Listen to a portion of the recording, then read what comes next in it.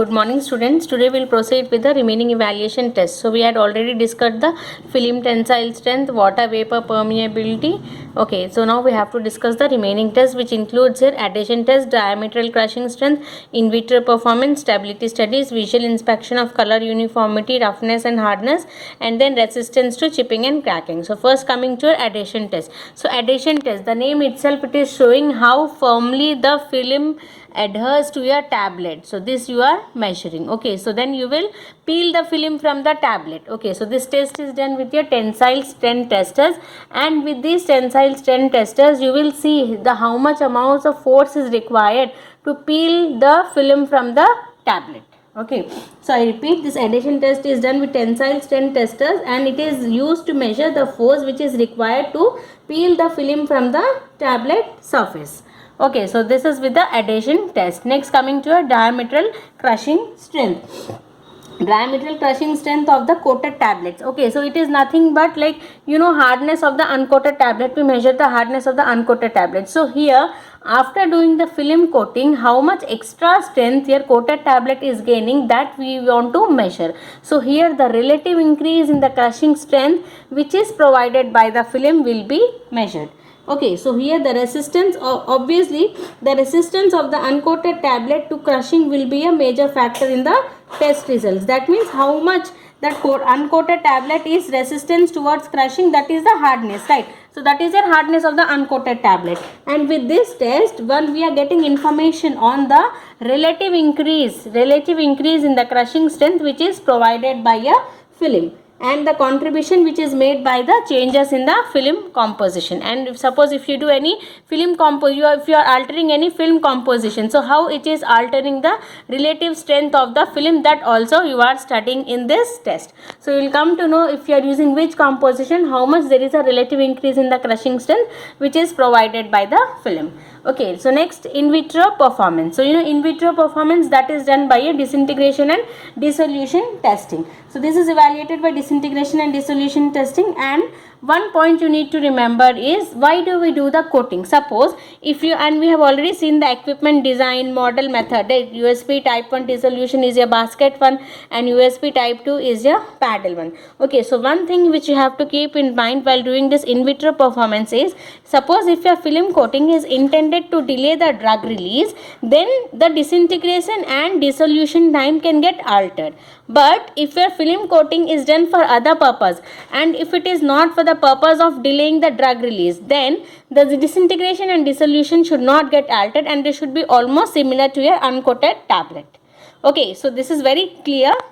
Unless the coating is intended to control your drug release, the coating should have a minimal effect on the tablet disintegration or dissolution, right? That is what, if the coating is not intended to delay a drug release, then whatever coating you are doing, it should have a minimal effect on your disintegration and dissolution time. Excuse me.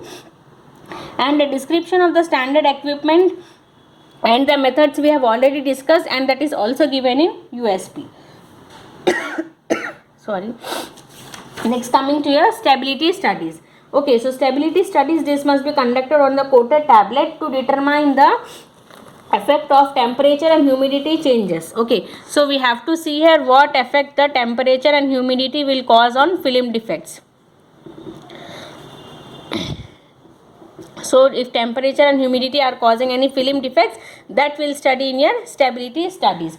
Okay, exposure of a coated tablets to elevated temperature and humidity. Here exposure of the coated tablet to elevated humidity and measurement of the tablet weight gain, it will provide you information on the protection provided by the film. So once again, see, if your film is intended to provide protection from moisture, then what you will do, you will keep the coated film in a, and like you will expose it to high humidity, and then you will see what is the weight gain. So if the film is providing sufficient protection, then there will be no weight gain. But if you, from the weight gain, you will come to know how much protection is being provided by a film, right? So that's it with the stability studies. And stability studies is basically conducted to know the temperature, right? To know the temperature and humidity on the physical and chemical stability of the coated product. Stability testing is mainly conducted to determine the effect of time and storage conditions, to determine the effect of time and storage conditions on the physical and chemical stability of your coated product. Okay, and the stability program should be designed to determine the shelf life or expiry period of the coated product. Okay, so it should be designed in such a way that you will come to know the expiry period of your coated tablet. And now, as a rule, the tablet period should have an expiry of at least 2 years. As a rule, the coated tablet should have an expiry of minimum of 2 years from the date of manufacture, which means that the product must conform to all the standards of performance and potency for at least 2 years after manufacture. So which implies that your product must comply to the standards of potency and performance till at least 2 years after manufacture.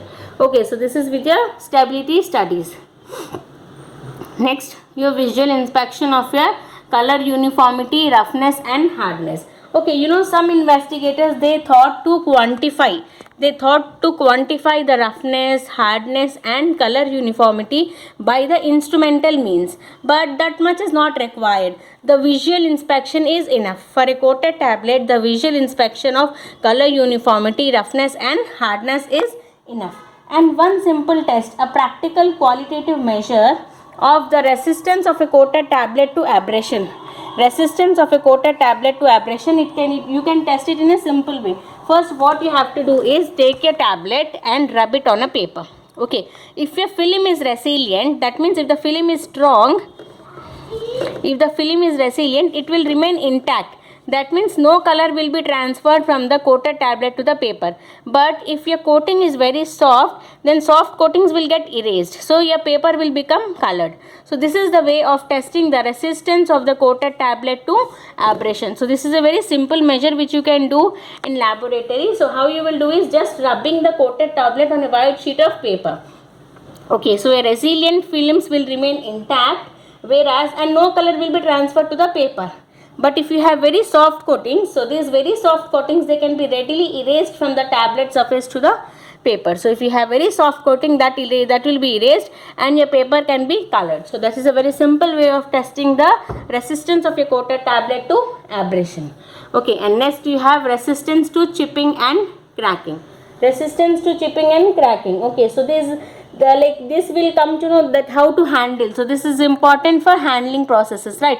How to handle your coated tablet. So this test is important for that, and it is similar to your friability test which you do it for uncoated tablet. It is similar to your friability test which you do it for your uncoated tablet. So methods and devices used for this resistance to chip, that is a friability, they are similar to those that are used for uncoated tablet. So that you remember, we used Roche friability. Okay, for friability test we used for USP, Roche friabilator. And this, you remember, there was a pan which was rotated on its axis, and then you will drop them at a distance, from a distance of this centimeter, and then you will rotate them for 5 minutes and 4 minutes, 25 rpm, it will rotate at 25 rpm for 4 minutes, and then you will calculate the friability factor. Then you will first you will note down the initial weight, and then when the tablets are tested, you will note down the final weight. So then with this initial and final weights, you will calculate the friability factor. So this test, which is similar for the coated tablet, it is similar to your uncoated tablet. Okay, so these are your evaluation tests for coated tablets. Very, very important question. Definitely you can expect this in your internals and in your final exams. So I repeat, you have to write all those tests. First, starting with your physical appearance, then your film tensile strength, then your water vapor permeability, adhesion test, diametral crushing strength, in vitro performance, stability studies, and then visual inspection of color uniformity, roughness and hardness, and then resistance to chipping and cracking. Okay, so this was the last topic in your coated tablets. So with this we have covered the tablets unit completely. The next class will start with the capsules. Thank you.